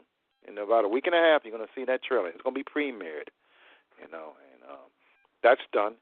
And I try to stay ahead of the project so I can work on other ones. That some of these projects are my own personal projects, and I don't have no money to pay myself. So, well, I actually have an idea for your expose book. Okay. I would write it under an assumed name. We could do that. And then I would contact the New Yorker magazine and serialize it. Whoa, that's interesting. That's interesting. That's something to consider. Definitely it is. Well, there's an immediacy about it, and there's also a legitimacy about it when the New Yorker, starts printing things like that. And just to remind you, I want my cut for that idea as well. Okay, because we've got about 3, 4, 5 minutes. Yeah. I'll be knocking on your door. I'll be making a call to you. But in the last few minutes, let's go over the release date for the coffee table book is October which? 15th. Okay, October 15th of this month, and the book trailer will be released one day before that. Huh? Okay, and then you'll of course splash all of that over BSFS so that people will know that your book is available. I've been blogging on your site like once a week with certain ads and tidbits of artwork from the actual coffee table book. I'm cutting and pasting and putting words up there to make ads to entice people and giving you like little notes and things as to prepare you for the book. And I've been doing that every week. I'm almost out of ads. Right. All right. So people can look forward to that. And then the Little Miss Strange, is that out already? The second one? Well, the first book is out. Okay. A Little Miss Strange #1 is been out for quite a while, and the Immortal Fantasy book has been out. It's up on Amazon, and so are the children's books that I mentioned. If you go to Amazon and type in my name, you'll see all the books listed that I've done. Little Miss Strange #2 will be available in February. So we're just sitting on it, and I guess the release date would probably be the early portion of February, because we want to see if we can get that out in the so-called Black History Month. And, try to get some of that market and go beyond that. And in the meantime, while I'm doing that, I'll be working on the Midnight Phantom stories, the 1930 two-fisted pulp action. Right, your noir stuff. Sure, yeah. Oh yeah, I love that noir stuff. You know? Oh yeah. It's a lot of fun, because what's cool about it is, I mentioned this before, that when you create content in a known genre like that, it's essentially like writing your own sonnet, because a sonnet has a very, very well defined meter. There's a rhythm to it. All of that is kind of written in stone, but you have infinite freedom within to say whatever you want to say. And so when you do pulp, when you do steampunk, steamfunk, sword and what have you, you have the framework that you have to stay within. But you have so much freedom. You really do. You have so much freedom to create around it. And that's what's so exciting, is to see how other people's minds put these things together. A close example, or a recent example, was Wolfgang Porter's The Dark. Well, at least on BSFS, Wolfgang Porter's done another few installments for The Dark God's Gift, and then looking and seeing how different people go in and write in that universe is kind of exciting. For you, going and doing that pulp feel, look and feel, and being able to write inside that discipline, that genre's discipline, it is kind of cool, because then people come and they look, they're curious, and they want to see exactly how you executed, something that is familiar yet is completely all yours. Oh yeah, I'd like Wolfgang's stuff too. I read a couple passages of his stuff. He's an interesting person. I get inspired by a lot of people. A lot of people in the Black Science Fiction Society, they inspire me. Yeah. You, Jarvis. Well, I think that's the essence of a creative community. What's kind of cool is this site, other sites that draw creative people of the same bent together, are the new artists communities. Okay, these online social networking sites are the new artist community. You look at the fact that these people with a similar interest are drawn together, and yet they can be so different in what it is that they do, how they create, and what they produce, and yet you have a nice community that has some built-in support. People who are like you, who encourage you, sometimes can help you out, like you're doing with a book cover for me. So all of that, all of these kinds of communities, DSFS, they serve a very, very good purpose, because what they are is they're a gathering place. Instead of us having to go, to Northern California to meet us on somebody's estate, all of us sitting in one place like that, that's not practical, especially people today when they have to scrape and, to make a living and things like that. But to have an online gathering place like that where we can all get together is something that I think is pretty precious, and something that maybe some people might take for granted. That is true. I received some of my clients from Black Science Fiction Society. Well, I hired you, so you're absolutely right. Yeah. You hired me, and there were other people that did book covers for that came from that site too. Well, we're just about out of time. I want to give Jarvis a couple minutes here. He wasn't able to talk last time, and I want to bring him on, and I want to ask him a couple of questions about how the progress on Earth Squadron is coming, and have him talk about some of the upcoming things for the fall and going into the winter for BSFS. But I want to thank you, Winston, for sharing your time, man, and putting up some pretty exciting ideas out there. Thank you very much for being here, and I look forward to the release date of your book. October 15th. All right, so everybody take a look at that, and I'm sure the announcements will be going out that day for people to take a look at some of the samples and to go ahead, get online, and to purchase your book. All right, so thank you very much. And you're welcome. And Jarvis. Hey. And Jarvis, give us a little rundown on what's the latest on Earth Squadron. Oh, man, I'm really excited about the project. We're in the storyboarding phase right now. We have been also dropping a new character each week.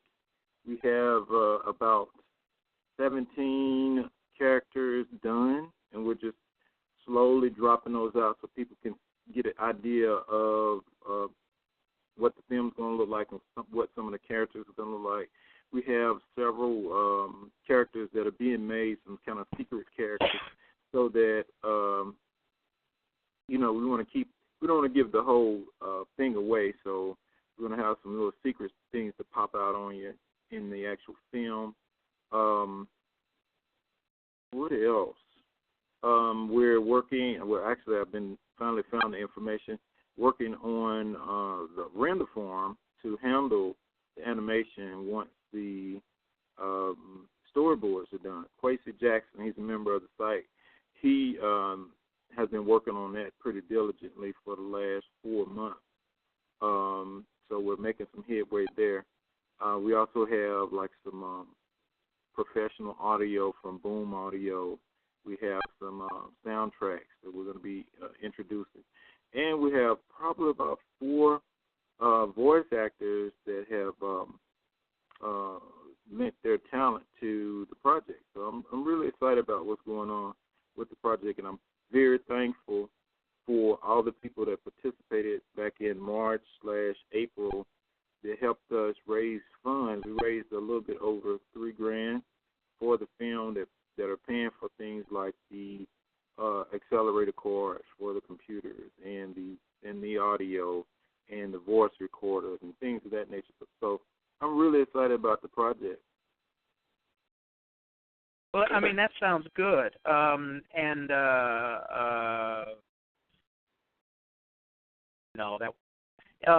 So.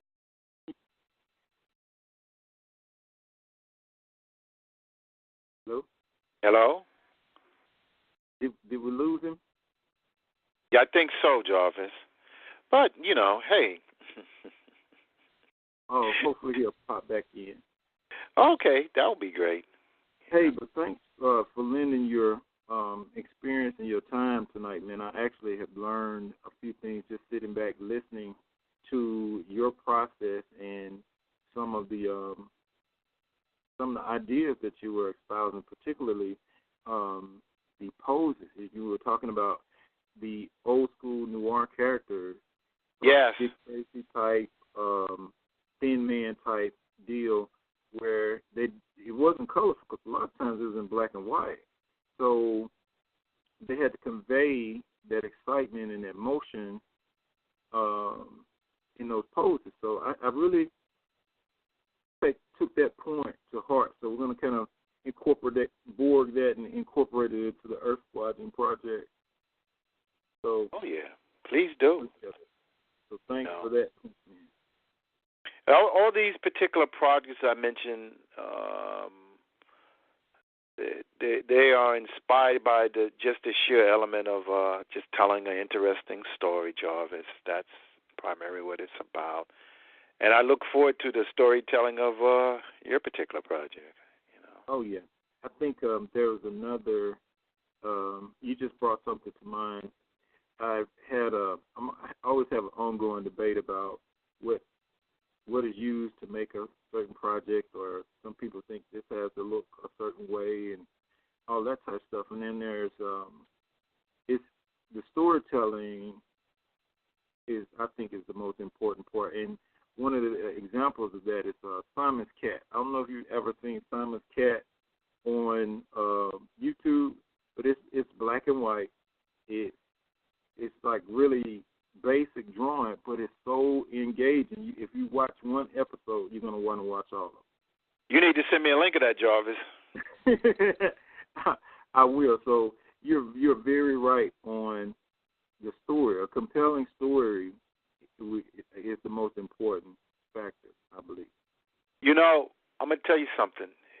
Sometimes, I'm sure you might have watched certain projects on the SCIFI channel, right? Most definitely. Okay. Now, I don't know if you can get it, but there's this really cool story, and it's pulp. And it's like something that was done in the 30s or the 40s. But the story takes place in the 70s, and it's called The Mercury Men. And it's about this guy that's like, I don't know if you ever heard of Commando or Commander Cody. He's the guy that used to put on that weird helmet and had a jetpack on his back. He would fly. Okay, well, the story is kind of like that, and it takes place in this office. And it's about this weird, I guess you would call nerdy office worker who gets involved with the invasion of Earth by the Mercury Men. And there's like 10 episodes, and they're in black and white, but it don't matter because it's really engaging, you know, and you get into it, and they got these cool shots that when the hero shoots, he's standing in the shadow in the dark like he's the man from Uncle. I mean, look at this.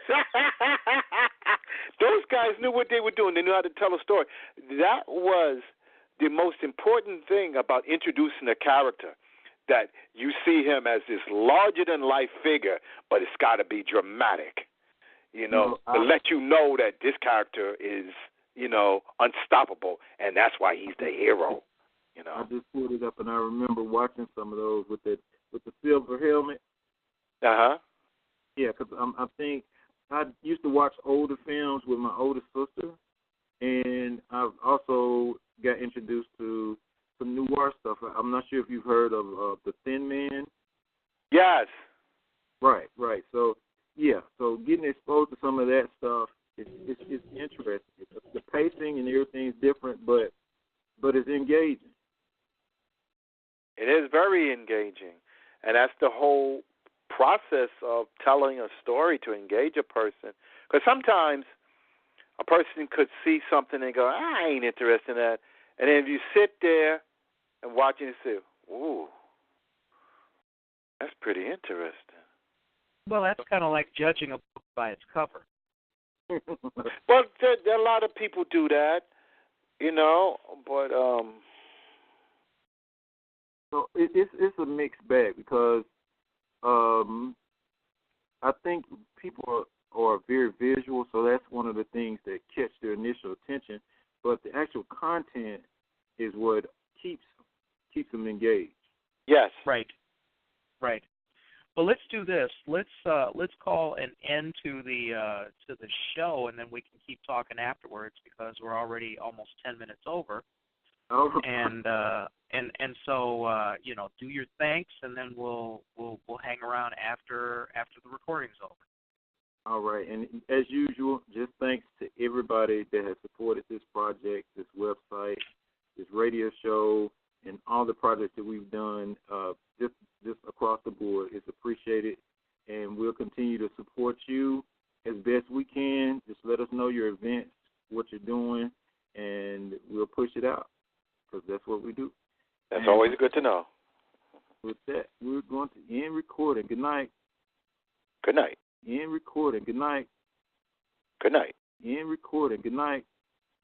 Good night. End recording. Good night. Good night. End recording. Good night. Good night. End recording. Good night. Good night. End recording. Good night. Good night. End recording. Good night. Good night. End recording. Good night. Good night. End recording. Good night. Good night. End recording. Good night. Good night. End recording. Good night. Good night. End recording. Good night. Good night. End recording.